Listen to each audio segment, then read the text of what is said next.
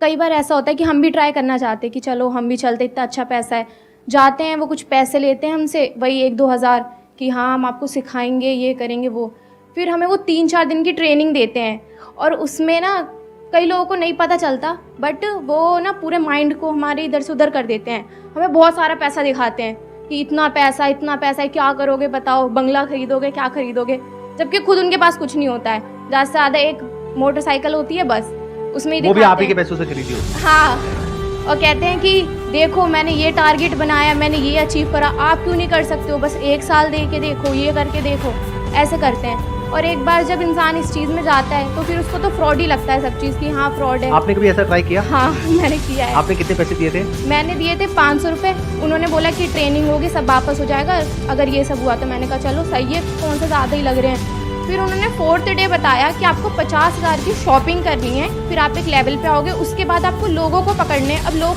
कहाँ से पकड़े वो भी सिखा रहे हैं कि अपने दोस्तों को कांटेक्ट करो, इंस्टाग्राम पे लोगों को मैसेज करो। मैंने कहा लोगों को तो मैसेज करेंगे, फ़ोन कैसा हमें क्या पता।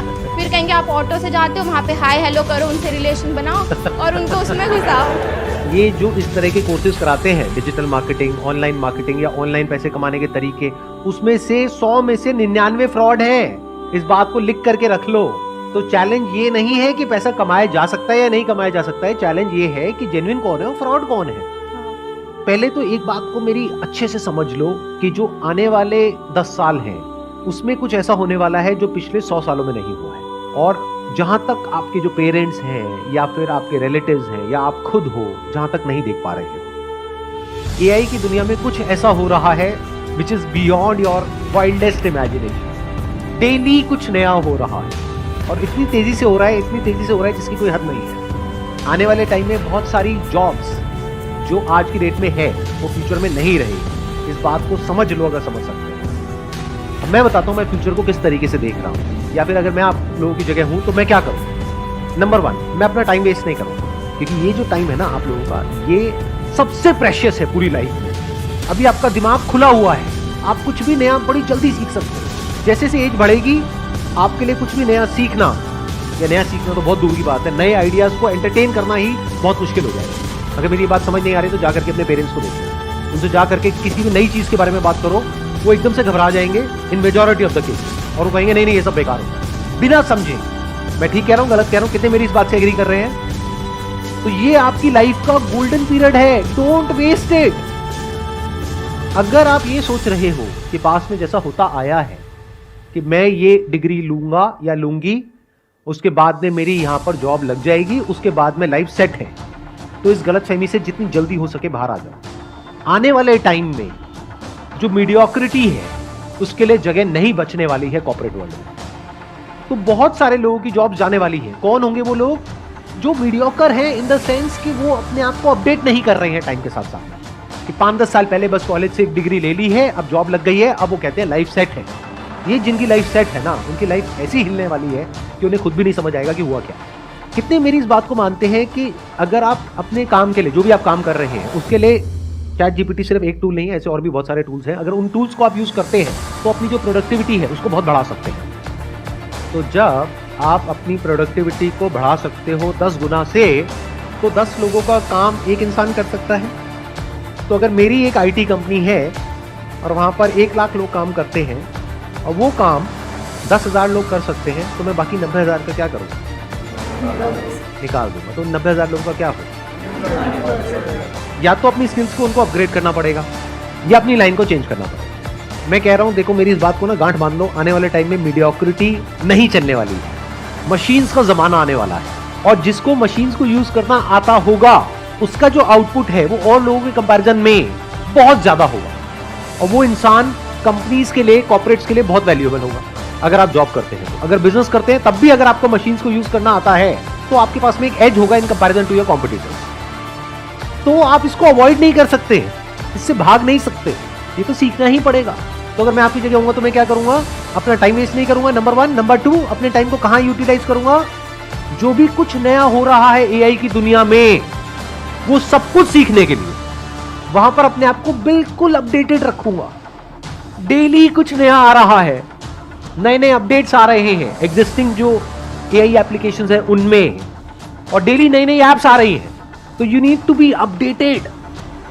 आपको ऐसा बनना पड़ेगा कि अगर कोई भी नई टेक्नोलॉजी आ रही है, कुछ भी नया डिसरप्शन आ रहा है मार्केट के अंदर, आप फटाफट से उसको सीख जाओ और फटाफट से अपने आप को अडेप्ट कर लो उसके अकॉर्डिंग। जरूरत पड़े तो जब इंडस्ट्री पूरी की पूरी चेंज होगी तो आप अपने आप को बदल दो। अगर ये कर सकते हो, यानी कि अगर आप इन टूल्स को यूज करना जानते हो तो आप सरवाइव करोगे फ्यूचर में। अगर नहीं जानते हो तो दिक्कत आने वाली है। तो अपनी जो स्पीड है सीखने की कि इस दुनिया में क्या क्या नया हो रहा है, दुनिया किस डायरेक्शन में जा रही है, वो सीखो। टाइम वेस्ट मत करो फालतू का कंटेंट देखने में, इधर उधर टाइम पास करने में। आप में से कोई ऐसा है जो ये बता सके टॉप 10 एआई टूल्स के नाम? कोई है जो बता सकता है? You have no idea, no clue. तो ये आइदर और के चक्कर से बाहर निकल आओ कि सर हम पढ़ाई करें या बिजनेस करें। दोनों करना पड़ेगा। पढ़ाई इसलिए करनी पड़ेगी ताकि एक बेसिक क्वालिफिकेशन हो, तो आपके पास में एज आ जाएगा। कल को जॉब मार्केट में जाओगे तो एटलीस्ट कुछ तो हो दिखाने के लिए, अगर आपको जॉब ही करनी है तो।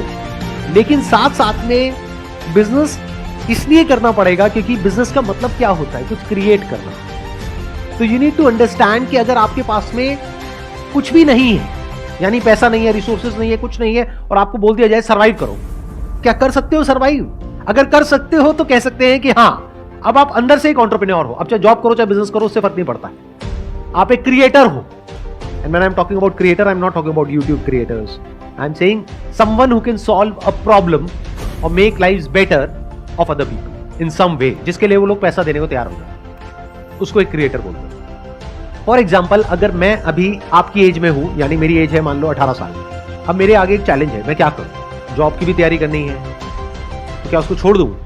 अब वो मेरी अपनी कॉल है कि मैं छोड़ूंगा या करूंगा, बट मैं आपको रिकमेंड नहीं कर रहा छोड़ने के लिए, नंबर 1। बट एक बात पक्की है कि मैं साथ साथ में कुछ ना कुछ तो और करूंगा। ऐसा नहीं कि पूरी तरह से उस पर डिपेंड होगा। जो एजुकेशन की पूरी जो डेफिनेशन है वो चेंज होने वाली आने वाले टाइम में। एजुकेशन मतलब क्या कि कुछ आपने सीख लिया है, अपने माइंड के अंदर भर दिया है और कुछ कर रहे हो। आने वाले टाइम में वो सब कुछ ऑटोमेटिकली हो सकता है। तो ये एक बहुत बड़ा क्वेश्चन मार्क है कि कौन वो लोग होंगे जो बचेंगे आने वाले टाइम में और कौन वो लोग हैं जो नहीं बचेंगे। If you can connect the dots, यानी अलग अलग चीजों को देख करके आप किसी तरीके से कुछ ऐसा क्रिएट कर सकते हो जहां से आप पैसा कमा सकते हो और सरवाइव कर सकते हो फाइनेंशियली, इंडिपेंडेंटली, अपने बेस पर, तो फ्यूचर आपके लिए है।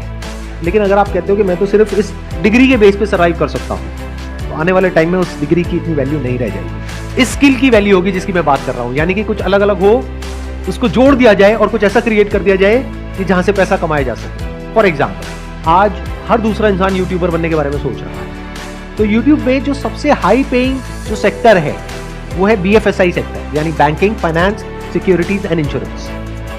तो मैं क्या करूंगा, मैं ऐसे टूल्स ढूंढूंगा जहां पर मैं ऑटोमेटिकली कुछ सेकंड्स के अंदर अंदर कुछ वीडियोस बना सकूं। और पहले मैं यूट्यूब पे जा करके देखूंगा कि कौन सी ऐसी वीडियोस हैं जिसके ऊपर बहुत व्यूज आ रहे हैं या जिसकी सर्च वॉल्यूम बहुत ज्यादा है, गूगल पे और यूट्यूब पे। क्योंकि अगर गूगल पे ज्यादा है तो देयर इज अ पॉसिबिलिटी कि यूट्यूब पे भी ज्यादा होगी। अब मेरी इस थॉट प्रोसेस को समझना, आइडिया को मत पकड़ना, गड़बड़ हो जाएगी।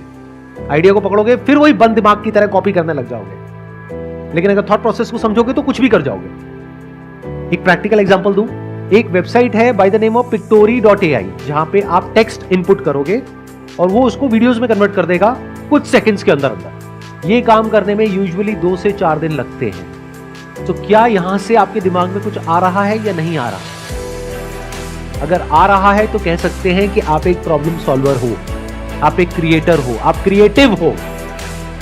तो एक दिन में कितनी वीडियोस बन सकती हैं? बहुत सारी। लेकिन वीडियोस बनाने से पहले मुझे यह समझना होगा कौन सी वीडियोस ऐसी हैं जिसके वायरल होने के चांसेस हैं। तो पहले मैं ये स्टडी करूंगा लोग सर्च क्या कर रहे हैं गूगल पे और यूट्यूब पे। फिर वो स्टडी करके, for example if people are searching for what is a mutual fund, तो क्या हो अगर इस तरह की मैं वीडियोस जनरेट करूं थ्रू AI। अब मुझे उसके लिए कंटेंट चाहिएगा।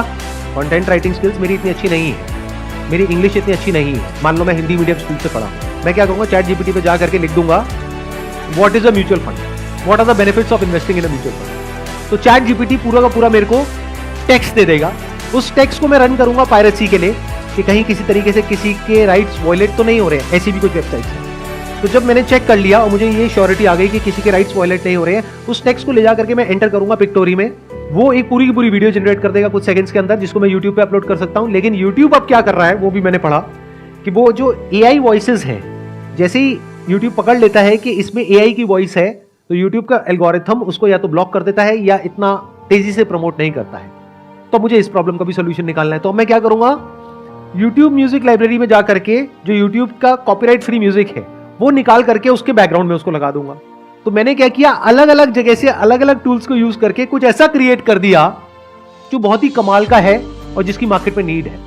अब अगर मैं खुद बैठ करके वीडियोस बनाऊं तो पहले तो मुझे वो स्किल्स एक्वायर करने में कई महीने लगेंगे, कई साल लगेंगे।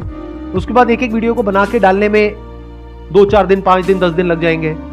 अब यहां पर एक दिन में मैं 10 वीडियोस जनरेट कर सकता हूं, यानी YouTube पर मैं 10 अलग अलग चैनल्स ओपन कर सकता हूं। और अगर मैं कंसिस्टेंटली इस काम को पार्ट टाइम बेसिस पे करता हूं अगले 1 साल तक, ये नहीं कि 2-4-5 दिन किया, 10 दिन किया, रिजल्ट नहीं आया तो उसको छोड़ दिया। पढ़ाई लिखाई में ऐसे करते हो क्या कि कहीं गए किसी कॉलेज में, 2-4 दिन को समझ नहीं आया, बेकार है, छोड़ दो, ऐसे नहीं करते ना। 4 साल पता है ना कि वहां पे लगाना है, तो इस काम में भी टाइम लगाना पड़ेगा। तो 1 साल तक अगर मैं डेली एक एक वीडियो अपलोड करता हूं अपने 10 चैनल्स पे, तो 1 साल में मैंने कितनी वीडियोस अपलोड कर दी, 365 into 10, यानी कि 3650 वीडियोस। उसको करने में टाइम कितना लगा, मैक्सिमम 1 से 2 घंटा डेली। इतना तो आप टाइम कहां खराब कर देते हो आपको खुद भी पता नहीं होगा। बट इस पूरी प्रोसेस में क्या होगा, या तो सक्सेस मिलेगी या नहीं मिलेगी। मिल गई तो बहुत बढ़िया है, तो ज्यादा खुश नहीं होना है, एक्साइटेड नहीं होना है कि अब मैं महीने का 50,000 कमा रहा हूं, लाख रुपए कमा रहा हूं। क्योंकि ये भी हो सकता है कल को YouTube एक नई पॉलिसी ले आए और कहे कि ये जो AI जनरेटेड वीडियोस हैं इसको हम डिमोनेटाइज कर देंगे, तो कहां गया आपका वो लाख रुपए महीना, गायब हो गया ना। तो एक्साइटेड नहीं होना, उस पैसे को जोड़ना है और उसको यूज करना है और मल्टीपल इनकम स्ट्रीम्स बिल्ड करने के लिए। ये आपका स्टार्टिंग पॉइंट है लेकिन एंड पॉइंट नहीं है। तो बेस्ट के सिनेरियो क्या होगा कि यहां से पैसा आएगा तो उस पैसे को उड़ाना नहीं है, एक्साइटेड नहीं होना है, घर वालों को ये नहीं बोलना है कि अब मैं लाख रुपए महीने का कमा रहा हूं, मेरे को अब कुछ भी करने की जरूरत नहीं है। पैर जमीन पर रखने हैं, उस पैसे को जोड़ना है और दिमाग लगाना है कि उसमें रिस्क क्या है, कल को अगर ऐसा होता है तो क्या करोगे, वैसा होता है तो क्या करोगे, वो होता है तो क्या करोगे। फॉर एग्जाम्पल, अगर YouTube का एल्गोरिथम पकड़ लेता है AI जनरेटेड साउंड्स को, तो आप ऐसा भी कर सकते हो कि वीडियो वहां से बना ली, कंटेंट ChatGPT से मिल गया, पायरेसी चेक कहीं और से हो गया, कौन सी वीडियोस बनानी चाहिए कैसी नहीं वो आपने और जो सॉफ्टवेयर है वहां से पता कर लिया, सर्च वॉल्यूम किसका है किसका नहीं है। प्लस साउंड के लिए आपने क्या किया, 10 मिनट का एक ऑडियो सैंपल अपलोड करना होगा एक पर्टिकुलर सॉफ्टवेयर में, वो सीख जाएगा कि आपकी साउंड क्या है। तो अगर आपने ये कर लिया तो अब वो आपकी साउंड है, म्यूजिक YouTube का है, कंटेंट रॉयल्टी फ्री है। अब इन वीडियोस को कोई चैलेंज नहीं कर सकता। अगर इस तरह से सोच पा रहे हो तो फ्यूचर में आपके लिए जगह है। इसको एक्चुअल में स्किल्स बोलते हैं कि आपने कुछ ऐसी स्किल्स एक्वायर कर ली जो वैल्यूएबल है। हो सकता है आज इमीडिएटली नहीं है, लेकिन फ्यूचर में आप कहीं जाओ और वो आपसे पूछें कि अच्छा आप में से कौन है जिसको ये काम आता है, आप कहोगे मुझे आता है, मुझे ये भी आता है, मुझे वो भी आता है। मतलब आने वाले टाइम में वो लोग सर्वाइव करेंगे दुनिया में जो कुछ भी कर सकते हैं। जो सिर्फ एक काम कर सकता है वो पास्ट में रेलेवेंट थे, फ्यूचर में नहीं होंगे, क्योंकि वो एक काम आज नहीं तो कल मशीन कर लेगी, फिर आप क्या करोगे। लेकिन वो इंसान जो कुछ भी कर सकता है उसकी वैल्यू क्या होगी। आई होप आज के सेशन से आपको कुछ बेनिफिट हुआ है, कुछ नया समझ में आया है, कुछ नया सीखा है। Wish you all the very best. It was pleasure meeting you and pleasure talking to all of you. Thank you so much.